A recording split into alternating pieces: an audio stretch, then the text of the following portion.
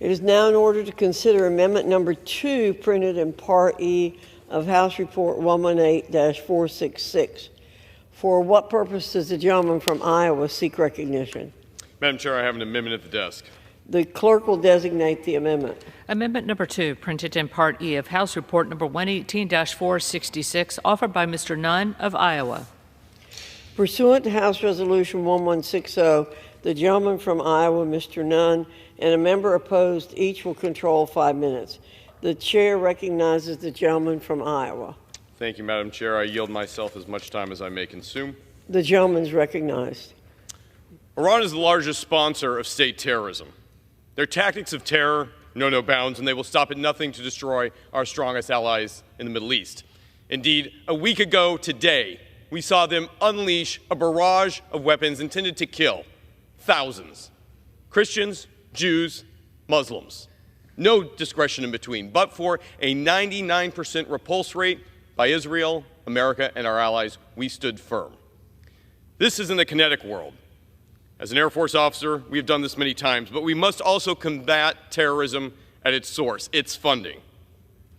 As a counterintelligence officer, I know that the enemy must be fought on the battlefield, but behind the scenes, we must also commit to crippling them with their lack of ability to gain financial services that they then supply the funding for Hamas, Hezbollah, Houthi rebels, and the IRGC. My amendment will require the U.S. government to diligently review all of Iranian assets above $5 million to accurately understand where their funding is coming from, where it is going, and who is benefiting from it. Right now, Congress lacks critical information surrounding U.S. Treasury's non-enforcement of current sanctions that have allowed more than $80 billion in illicit oil sales alone to come into the country. And this amendment requires transparency, so Congress and the American people never have to hear about billions potentially being transferred to Iran through the press and not through this administration. This amendment also gives Congress knowledge that we require to effectively ensure oversight and draft targeted legislation to ensure the Iranian regime doesn't have access to the funds necessary for it to finance terror. Finally, this amendment holds Iran accountable for their direct funding of terrorism, ensuring that Iran does not have access to the financial assets to enable their reign of terror throughout the Middle East and to those right here in the United States. I urge my colleagues to support this amendment. Congress must be aware of Treasury Department's relaxation and non-enforcement of current sanctions on Iran today, and this amendment should be implemented immediately. Thank you, Madam Chair, and I reserve the balance of my time.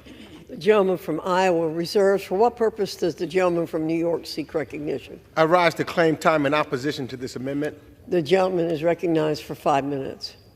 The Treasury Department opposes this amendment because they believe the reporting time is so short and the requirements are so onerous.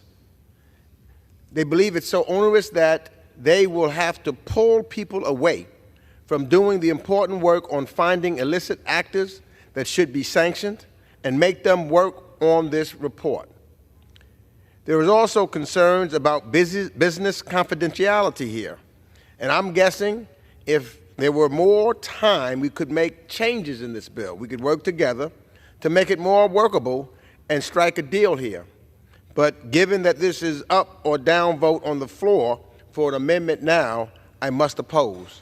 With that, I yield back the balance of my time.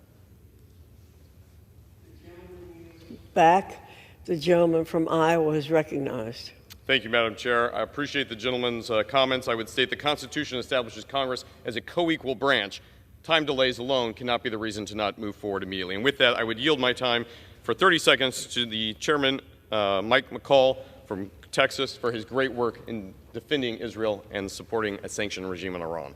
I thank the gentleman from Iowa for his... Gentleman from Texas is recognized. Thank you, Madam Chair. I thank the gentleman from Iowa for this amendment, and I support this amendment. It enhances congressional oversight, as you talked about under Article 1. We have a responsibility over restricted Iranian assets and accounts, including those in Qatar and Iraq. For too long, this administration has not been transparent with the Congress and the American people about sanctions and the like, and reporting that to Congress. So I think this is a good step forward, and I yield back.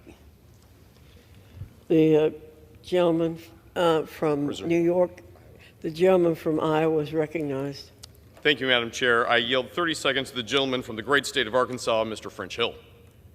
Gentleman from Arkansas is recognized for 30 Thank you, Madam seconds. Chair. Thank you, Mr. Nunn. Thank you, Chairman McCall. I stand in support of this amendment. We have to counter Iran's illicit use of funds any way we can to stop their reign of terror and their attack on our ally Israel. Key to that is stopping their evasion of sanctions. These funds go directly to attacking our friends and partners, and Iran uses new and creative ways to do that. This amendment from Congressman Nunn ensures that we're stopping funds at the source by instructing the Treasury to examine the source and benefactor of all Iranian assets over $5 million. I stand in support, and I stand in support of the underlying bill. I yield back. Back, the gentleman from Iowa is recognized. Thank you, Madam Chair. I recognize the gentleman from the great state of New York, Mike Lawler, for 30 seconds. The gentleman from New York is recognized. I rise in support of this amendment, and I'm proud to be a co-sponsor of Representative Nunn's legislation, the Revoke Iranian Funding Act, that this came out of. In the wake of the appalling terrorist attack against Israel, it's clear that we must work to confront Iran and its surrogates in the region with a strong sanctions regime. Iran is the largest state sponsor of terrorism in the world, spending its money on terror, on developing nuclear capabilities, on taking hostages to use for bargaining purposes, and on funding the criminal IRGC. Among other provisions, this common-sense measure would provide transparency on which sanctions authorities the President is failing to exercise and where we can continue to cut off Iran's funding. I urge all of my colleagues to support this amendment. I yield back. The gentleman's time has expired. The gentleman from Iowa is recognized. Thank you, Madam Chair. I recognize my colleague and Wing Commander, Mr. Don Bacon from Nebraska, for 30 seconds. The gentleman's recognized. I stand in support of this amendment. We have to be clear-eyed. Iran is our adversary. They've killed 609 Americans in Iraq.